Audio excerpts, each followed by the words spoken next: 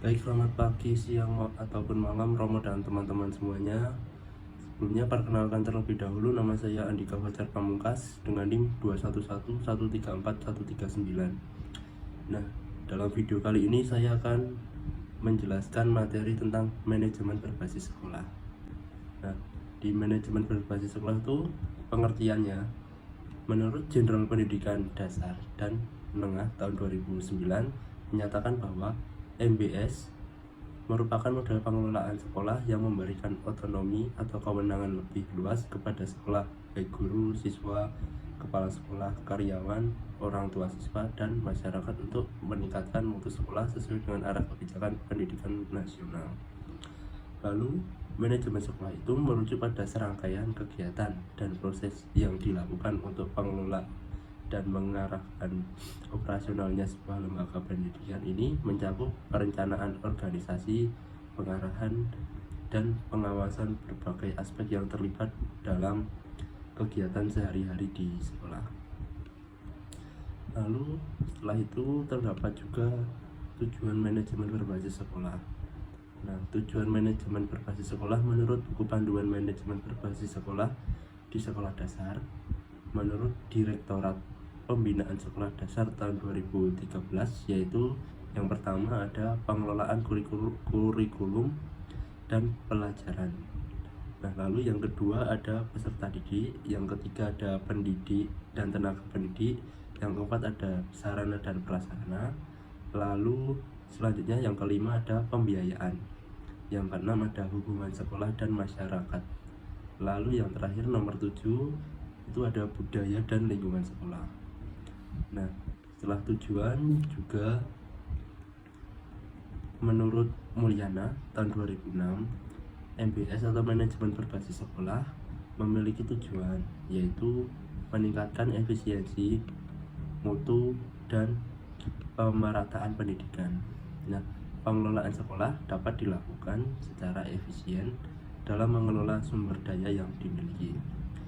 Mutu sekolah dapat ditingkatkan dengan pengelolaan sekolah yang fleksibel, peningkatan profesionalitas kepala sekolah dan guru, serta menciptakan suasana yang mendukung. Lalu, pemerataan pendidikan dapat diwujudkan melalui peningkatan peran serta masyarakat yang mampu, peduli, dan merasa memiliki. Selain itu, juga bersama dengan pemerintah lebih memfokuskan pada kelompok yang lebih membutuhkan. Sedangkan menurut Hadianto tahun 2004, MBS atau manajemen berbasis sekolah memiliki tujuan untuk meningkatkan partisipasi warga sekolah dan masyarakat dalam mengambil keputusan bersama untuk menyelenggarakan pendidikan di sekolah, meningkatkan tanggung jawab sekolah kepada pemangku kepentingan yaitu orang tua siswa, masyarakat, dan pemerintah, serta meningkatkan kompetisi yang sehat antar sekolah dalam mewujudkan pendidikan yang berkualitas. Lalu terdapat juga prinsip manajemen berbasis sekolah. Yang pertama itu ada kemandirian. Nah, kemandirian ini sekolah mempunyai kewenangan untuk mengambil keputusan yang terbaik untuk mengelola sumber daya yang dimiliki sekolah. Lalu yang kedua ada keadilan, yaitu sekolah atau sumber daya yang terlibat dalam peningkatan mutu sekolah mendapatkan kesempatan yang sama yang dilakukan secara bijaksana, mempercepat dan menjamin keberlanjutan upaya peningkatan mutu sekolah.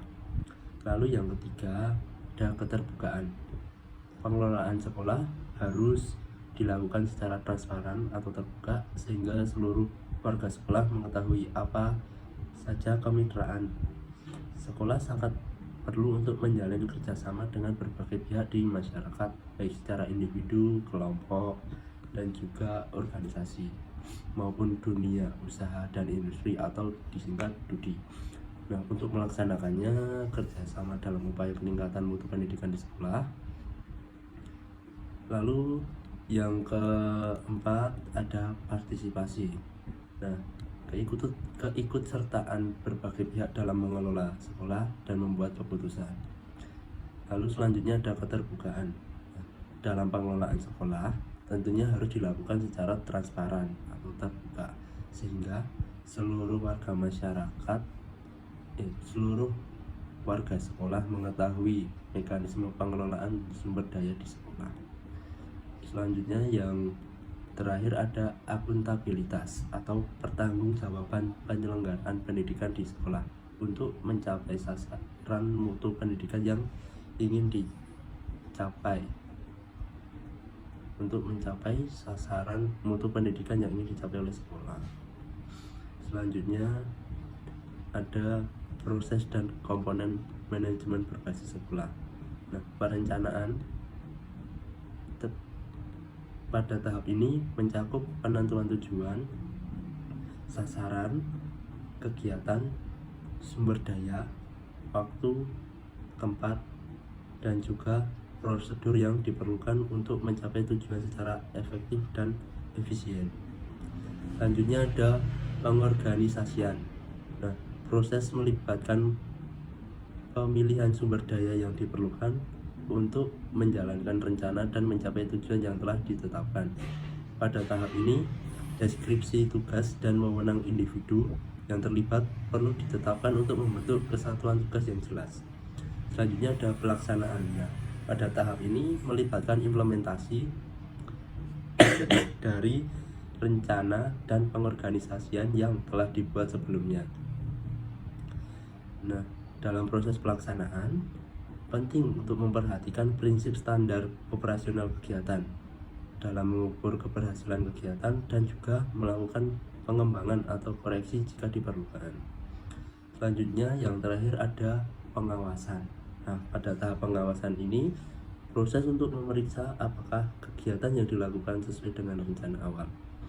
Ini melibatkan perbandingan antara standar yang telah ditetapkan dengan hasil kegiatan yang telah dilakukan. Selanjutnya ada juga serangkaian proses tersebut dilaksanakan dalam pengelolaan manajemen berbasis sekolah di sekolah meliputi 7 komponen, yaitu komponen yang pertama ada kurikulum dan pembelajaran. Lalu yang kedua itu ada peserta didik, yang ketiga ada pendidik dan tenaga kependidikan. Selanjutnya ada sarana dan prasarana, yang kelima ada pembiayaan, keenam ada hubungan sekolah dan masyarakat, lalu yang ketujuh ada budaya dan lingkungan sekolah. Baik, selanjutnya ada karakteristik sekolah. Menurut Chapman tahun 1990, ciri-ciri sekolah yang menerapkan konsep pengelolaan pendidikan di sekolah yang menekankan pada kemandirian dan kreativitas sekolah yaitu sebagai berikut. Yang pertama ada lingkungan sekolah yang aman dan tertib. Lalu yang kedua ada sekolah mempunyai misi dan sarana mutu yang akan dicapai. Yang ketiga ada sekolah menunjukkan kepemimpinan yang kuat.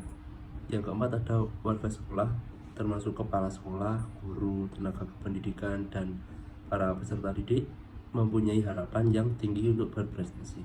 Kelima ada sekolah yang melakukan pengembangan staf yang berkesinambungan yang disesuaikan dengan tuntutan ilmu pengetahuan dan teknologi.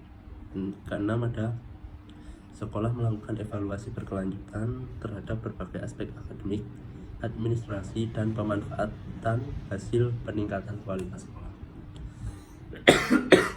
Lalu yang ketujuh, yang terakhir, sekolah menjalin komunikasi dan mendapatkan dukungan intensif dari orang tua dan masyarakat. Lalu ada menurut Nurkolis tahun 2003 menyatakan bahwa sekolah yang melaksanakan manajemen berbasis sekolah mempunyai 8 karakteristik, yaitu yang pertama ada memiliki misi, cita-cita, keyakinan dan nilai-nilai yang membimbing dan mengarahkan kerja warga sekolah dalam menjalankan pendidikan. Lalu yang kedua ada menjalankan aktivitas perubahan dalam strategi pengelolaan sekolah yang meliputi pengelolaan sumber daya manusia, organisasi sekolah, pengembalian keputusan, dan kepemimpinan penggunaan kewenangan dan keterampilan manajemen. Lalu yang keempat, mempunyai keleluasaan dan kewenangan dalam pengelolaan sumber daya untuk mencapai tujuan pendidikan guna memecahkan berbagai masalah yang dihadapi. Lalu yang kelima adanya peran aktif dari warga sekolah, orang tua, dan pihak-pihak lain yang berkepentingan dalam pendidikan sekolah. Yang keenam, ada menekankan hubungan antara manusia yang terbuka, bekerja sama dengan semangat kolegalitas dan komitmen yang saling memberi keuntungan. Selanjutnya yang ketujuh ada peran penting dan kualitas yang memadai dari administrator dalam menjalankan manajemen berbasis sekolah ini. Selanjutnya yang ke-8, yang terakhir, menunjukkan efektivitas sekolah yang dinilai berdasarkan berbagai indikator atau tingkat dan jenisnya. Baik, sekian presentasi dari saya.